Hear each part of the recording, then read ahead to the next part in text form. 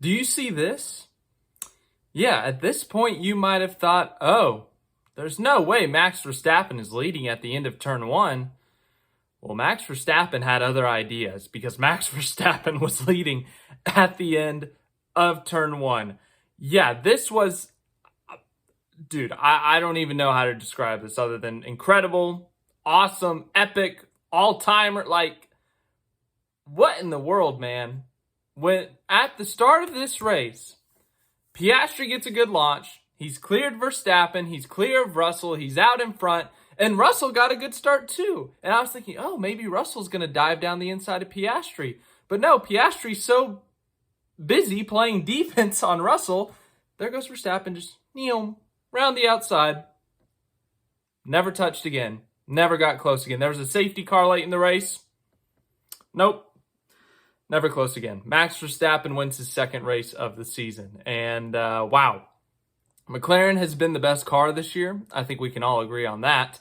But Max Verstappen is still proving to everyone why he is still the best driver in F1 right now. So what he did was incredible in that opening turn. That's really the story of the race. If he doesn't get the lead there, who knows what happens. Maybe Piastri goes and runs away with this thing. But the fact of the matter is Max Verstappen, he's made some incredible moves in his career, yes, but especially on lap one, going back to 2021, he goes from third to first in the same corner at this track.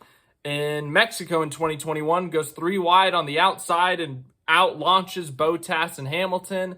I'm sure you could think of a bunch of other moves, but those are the first couple that come off the top of my head for great lap one, turn one moves by Max Verstappen. There's a reason he's one of the best of all time. So, yeah, that move was certainly, it was pretty incredible to watch. So, and the onboards are crazy, whether it's Piastri's view, Verstappen's view, but just to watch him go around the outside of that chicane, the front part of the chicane, and then take the lead after it looked like Piastri and even Russell had beat him at the start and he was going to come out third maybe. He somehow comes out in the lead. So that was just mind-blowing. I really thought this was going to be a boring race. It was not as... I'm not going to sit here and tell you it was great, but I was expecting a stinky race. I wouldn't call it stinky. There were some things that spiced it up. There was a lot more tire wear than expected, so that made it exciting. Alternate strategies kind of mixed things up. The timing of safety cars and virtual safety cars kind of mixed up the order, and we had to see guys charge up through the field. And as I said, that tire difference made a really big deal. So actually, I was surprised at how decent this race was. I really, truly was surprised. So, yeah, it was pretty exciting. We had Kimi Antonelli making his first home start. He was one of the safety cars, though. We'll get into that in a minute. Ferrari. Oh, Ferrari. They had a terrible Saturday, as did Antonelli. It was a really bad Saturday to be an Italian. The Italian driver out in Q2 in the Mercedes, and then both Ferraris out in Q2. Disaster, but they did recover, and they had better results. Except for Antonelli, as I said, because he had a DNF. Let's get to the results of the race, though. We can break down everything we need to over here. Max Verstappen's your winner. Second win of 2025, as I said earlier, and wow, just wow. Did not expect him to win today. As I said, McLaren has been rapid fast this year, so I was expecting them to win, but Max Verstappen steals the show, steals the win. He didn't really steal the win because he led like every lap, but you get my point. I think the majority of the expectation was McLaren to win, but Max Verstappen shows up, pulls that incredible move in turn one to take the lead, and never looks back. Even with the safety car late in this race, with the McLarens able to stack up and be right on him, he did have fresher tires than Lando Norris at the end, but Oscar Piastri had fresher tires than Oscar Piastri. Lando Norris had fresh tires just like Verstappen in third, but they didn't swap quick enough, or the pass didn't happen quick enough. I'll get into that in a minute. But he outdrove everyone today. He wins the race. If Red Bull can find something here, in terms of the Drivers' Championship, it's on for Max Verstappen. The Constructors' Championship, they still got some problems there. But for the Drivers' Championship, Max Verstappen, for the first time in probably 5 years, was more than a race behind in the Drivers' Championship. And guess what? Just like that, He's back in it. He's back within 20, I think he's 22 points behind. Correct me if I'm wrong there. So just like that, he's back in the hunt for this thing. I know it's still really early in the season, but hey, just saying. Lando Norris finishes second. He was third the majority of the day, but that late race safety car, which by the way was a really long safety car. Was it just me or was that a really, really long safety car? It felt like 20 minutes. It was probably more like 10, but it felt like 20. Anywho, Lando Norris was third most of the day behind Piastri and Verstappen. And yes, even with the alternate strategies, I would say he was consistently third. Now, when this final safety car came out, we saw Max Verstappen pit, we saw Lando Norris pit, and we saw a few other guys like Lewis Hamilton and some other guys down the order. But Oscar Piastri stayed out. So we had Red Bull, McLaren, but it was McLaren old tires in second, McLaren new tires in third. Everyone's about team orders in F1. You know, oh, let the faster car by, let the car with the preferred strategy by and all of that. I personally am not a fan of team orders in any situation. I think they should have to race it out. So I applaud McLaren for letting them race it out because I enjoy watching racing, watching guys have to make moves to try to take the lead or take position.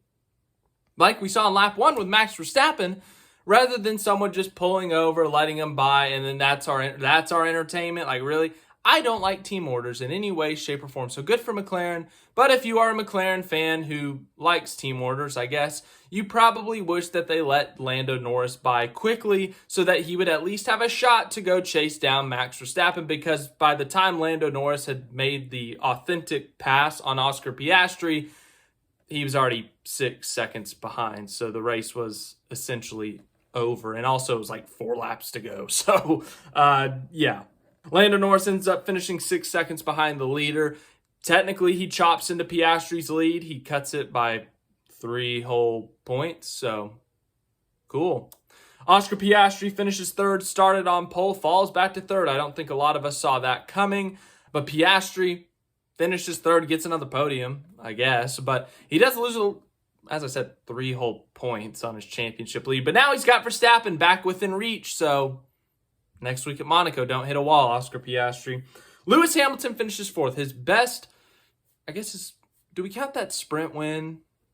Let's just be official. His best race result with Ferrari has yet to get a podium with him. But Ferrari, if they just qualified better yesterday, they might have had a shot at a podium, I guess. Maybe. I mean, hindsight's 2020, of course. But fourth place, you got to take it. Ferrari's been all over the place this year. They've had their Ferrari moments. Ferrari. Oh, they're so funny. But a fourth place finish after how qualifying went yesterday. I think they'll take it. So fourth for Lewis Hamilton. Good result for him. His first, I'm thinking of how to phrase this, his first home race with Ferrari. I know he's from Great Britain, but, you know, Ferrari's home race, and it's his first race in Italy with them. So you guys understand what I'm saying. So fourth place, sure, I know that everyone in Italy, everyone at Imola wanted to see Lewis Hamilton on the podium. Would have been so cool for him to get his first Ferrari podium in Italy, but falls just short. Fifth place was Alex Albon. Great day all day. Alex Albon, Williams has had a fantastic year so far. Like, seriously, just incredible. Another top 5 for him. It's got to be their third, fourth of the year. Correct me if I'm wrong. It could be more, it could be less. It's somewhere in there. Somewhere between 1 and 8. But Alex Albon, an incredible race. Was racing Charles Leclerc late. F1 drivers, learn how to race wheel-to-wheel challenge without wrecking yourself or screaming about someone forcing you off challenge. Impossible. Yeah, it's extremely annoying when F1 drivers don't even try to race each other, and then they just either drive into the grass or the dirt, or they just drive off course. Like, drives me crazy. But Leclerc had to let Albon back by after they decided to not race each other. And so Albon 5th, Leclerc 6th, double points for Ferrari. Good for them, I guess. 7th place, George Russell. 8th place, Carlos Sainz. 9th place, Isaac Hadjar. He was up in the top 5. At the way the strategy and the cautions fell, there was a point that Isaac Hadjar was in the top 5, and that would have been a really funny result. But points, great job for Red Bull Jr. Yuki Tsunoda, after starting in the pit lane, scores the final point. He flipped in qualifying. That was freaky. He's okay, though, and as I said, he recovers. scores a point. Fernando Alonso and I still have the same amount of points in 2025. Nico Hulkenberg, Pierre Gasly, Liam Lawson, Lance Stroll, Franco Colapinto. I have not talked about this yet. This is nothing against Franco Colapinto. I ranted about this when they replaced Lawson at Red Bull. Why? What is the point of giving someone a F1 contract with a team and giving them 5 or 6 whole races or less? What is the point? What does that do? Who does that help? It helps no one. It's stupid. It's dumb. I don't understand the call. Jack Doohan had not done anything horrendous. Once again, he had only gotten like 6, 7 races in the seat. Like, what are we doing? Genuinely, what are we doing here? It's absurd. It feels like what's ramped up the last few years. Nick DeVries, Liam Lawson, Colapinto, or not Colapinto, Jack Doohan. Like, what's the plan, Alpine? What is the plan? Genuinely. Finished the 16th. He wrecked a car yesterday, so good job, Alpine. Once again, nothing against Colapinto. I don't get this whole quick, rapid-fire chopping heads off thing. Just don't get it. Ollie Behrman, 17th. Gabriele Bortoleto, 18th. Kimi Antonelli, his first home race was a disaster. He had his class. I forgot he's still in like high school. He had his class show up to the racetrack this weekend, which was really cool to see. Unfortunately, they had a poor qualifying, and he was having a decent race until his car died. So that sucks for him. His first home race, but he's got a lot more home races to go in his career. I'm sure he'll have a good result at one of them, but unfortunately for him, it's a DNF. And then Ocon, also DNF'd. So, yeah. Imola could be the last one or one of the last ones or something, with its contract being up and them adding all these other races in Spain and Miami and Vegas. So, yeah, the racing there isn't always great. It's a historic track. So much has happened there, good and bad, of course. But I love to see the fan turnout. Saw so many passionate fans out there, especially, Ferrari, because it's their home race. But as I said, I was surprised at how good this race was. I really thought it was going to be bad. The Italian national anthem, always a 10 out of 10. The pre-race anthem, loved it. Thought it was great.